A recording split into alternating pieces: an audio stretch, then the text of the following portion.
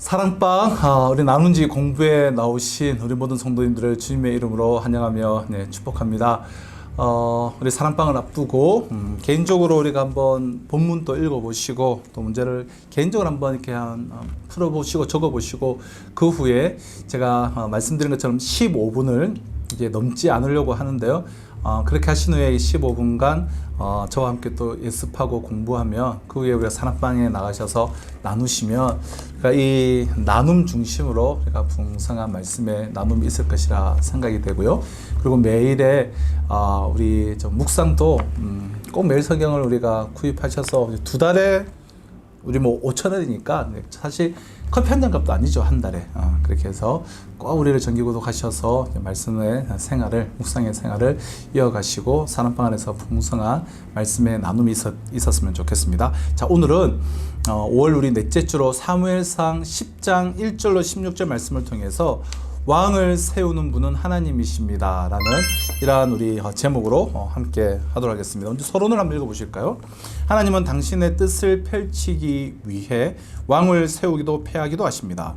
그러므로 이스라엘의 왕은 재물이나 군사가 아닌 하나님을 의지해야 하며 자기 뜻이 아닌 하나님의 말씀에 순종해야 합니다. 하나님은 이 역할을 감당할 이스라엘의 첫 왕으로 사울을 세우십니다. 자, 오늘 본문은 크게 우리가 두 단락으로 이렇게 보시면 되겠죠. 큰 1번은 우리 1절로 8절이고 큰 2번은 9절로 16절인데요. 먼저 우리 1번을 한번 보실까요? 사무엘은 사울의 머리에 기름을 부어 왕으로 세우며 징조를 예고합니다. 자, 1번 갈로 사울에게 임할 세 가지 징조는 무엇입니까?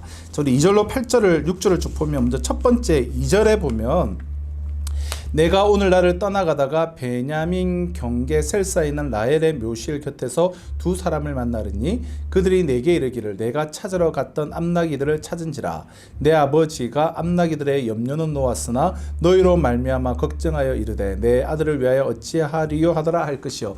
자, 뭡니까? 첫 번째 징조는 사울에게 임할 첫 번째 징조는 라헬의 이 묘실 곁에서 만난 두 사람에게서 암나기와 아버지에 관한 소식을 듣게 될 것이 첫 번째 징조죠. 자, 두 번째 징조는 3절 4절이죠. 다볼 상수리 나무에서 베델로 올라가는 세 사람이 문안하고 사울에게 떡 두 덩어리를 줄 것이다. 자, 이게 두 번째 이제 좀 징조입니다. 세 번째 징조는 5절 6절인데요. 하나님의 산에 이르러 예언하는 선지자의 무리들을 만날 텐데 그들이 사울에게 여호와의 영이 크게 임하여 그들과 함께 예언하고 이제 변하여 새 사람이 될 것이다. 이런 세 가지 징조를 이제 말해 줍니다. 그럼 사무엘 선지자는 지금 결코 그냥 적당히 우연히 성취될 수 없는 매우 구체적인 예언과 반복되어진 성취를 통한 분명한 하나님의 뜻을 확인시켜 줍니다.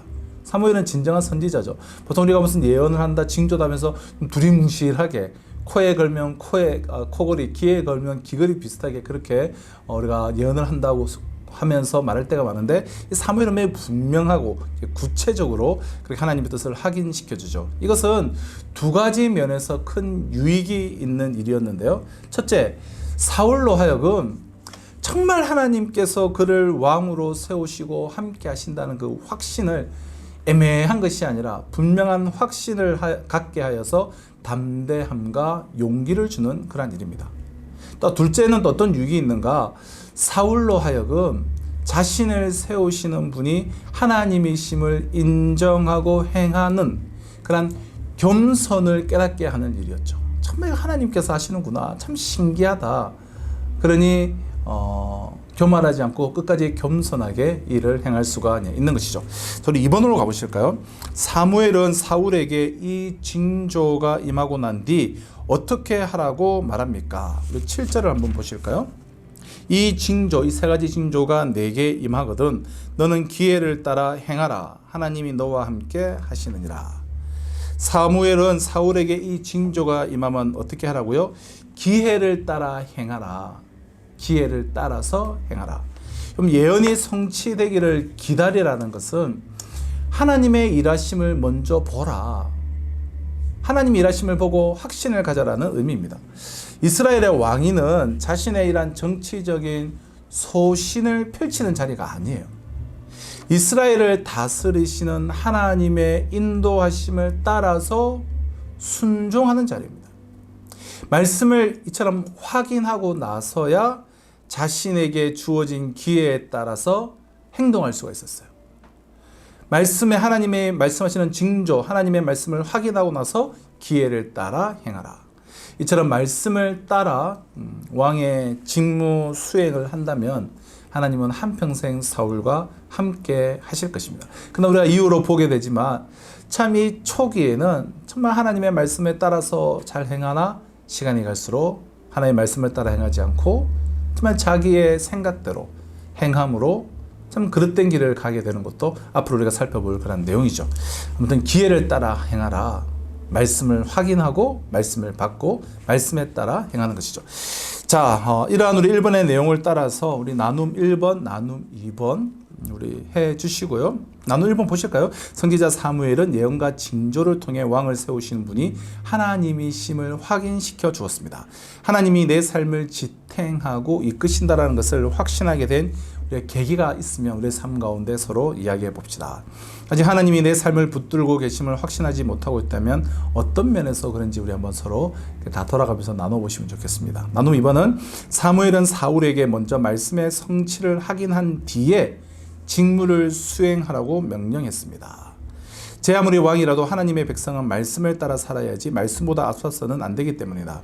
원래 가졌던 생각이나 계획을 바꾸고 하나님의 말씀에 순종한 경험을 서로 이야기해 봅시다.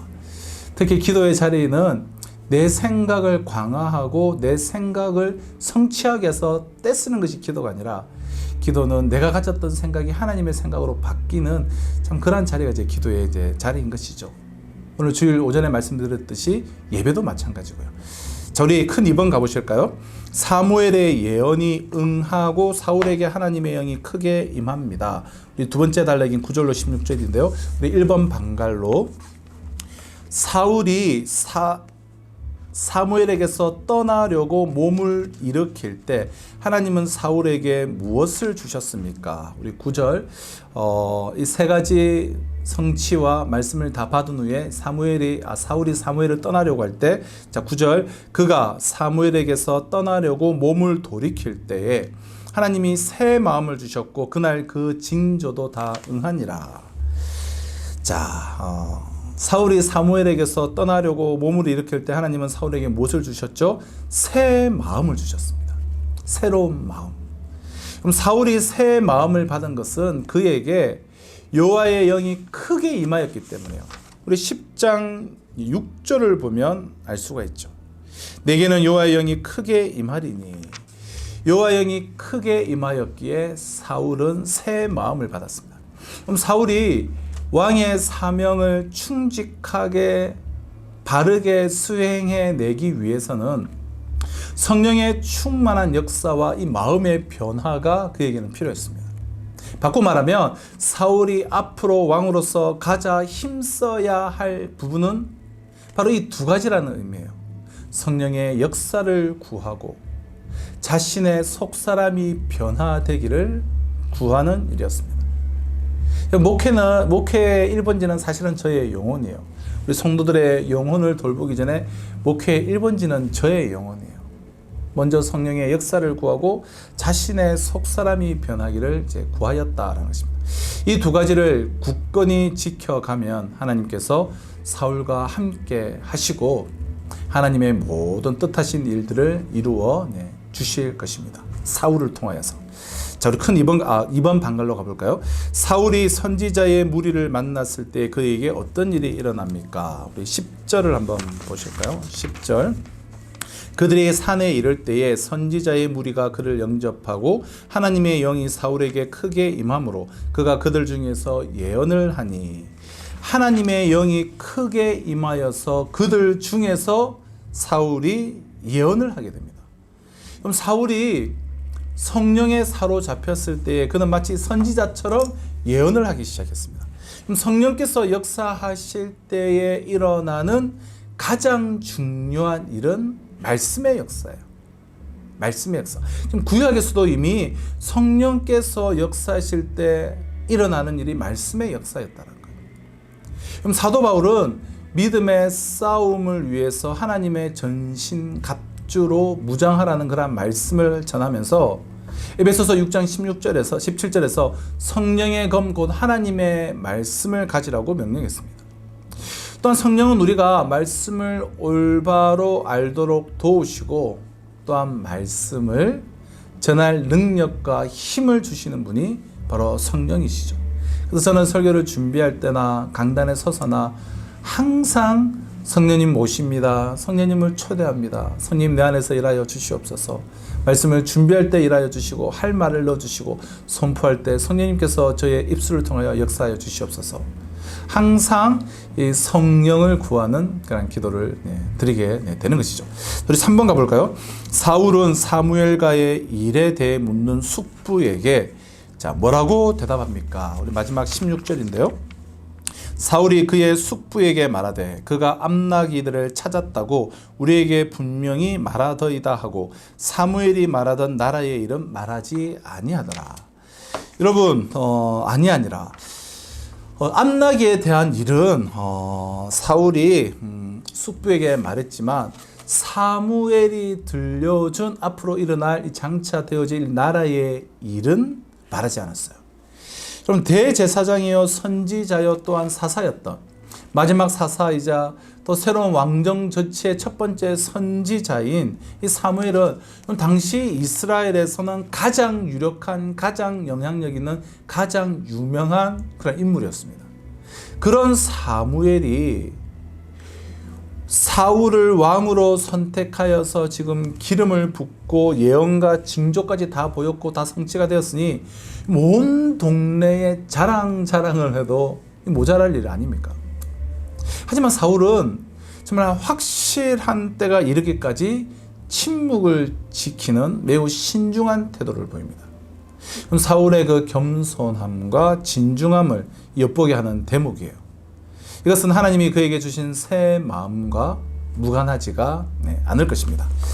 우리란 이번의 내용을 통하여서 우리 나눔 3번 하나님의 영이 크게 임할 때 하나님의 일이 일어납니다. 그러므로 성경은 우리에게 성령의 충만함을 받으라고 명령합니다. 성령으로 충만해지려면 어떻게 해야 하는지, 삶 속에서 성령의 충만함을 어떻게 경험하는지, 또 과거에 어떻게 경험했던지 우리가 또 서로 나누어 보고 성령 충만함의 경험을 있던 우리 또 분들을 통해서 또 다른 분들도 더 풍성한 유익을 나누는 우리 시간들이 되었으면 좋겠습니다. 사랑하는 성도 여러분, 왕을 세우시는 분은 하나님이십니다. 여러분 사울의 모습을 보십시오. 참 처음에는 하나님의 그 말씀을 붙잡고 하나님의 그 약속의 말씀을 분명한 말씀을 붙잡고 또 확신을 얻고 그래서 새 마음 새 영을 받고 또 얼마나 이렇게 참 겸손함과 신중함으로 사명을 감당합니까? 하나님이 세우셨고 하나님이 세우신 그 일에 맞게 그가 순종했기 때문이죠. 우리가 세운 삶의 자리도 결국은 하나님께서 세우심을, 하나님이 나를 세우심을 우리가 기억하며 하나님의 음성에 민감하며 하나님의 말씀에 따라서 우리가 한 걸음 한 걸음 우리에게 주어진 모든 삶들을 살아가며 하나님께서 나를 세우셨다, 하나님이 세우시고 우리는 그 하나님의 말씀에 순종하며 한 걸음 한 걸음 나아가며 또 귀한 교회를 세우고 가정을 세우고 또 사랑방을 세워나가는 이번 한 주간이 되시기를 주님의 이름으로 축복합니다.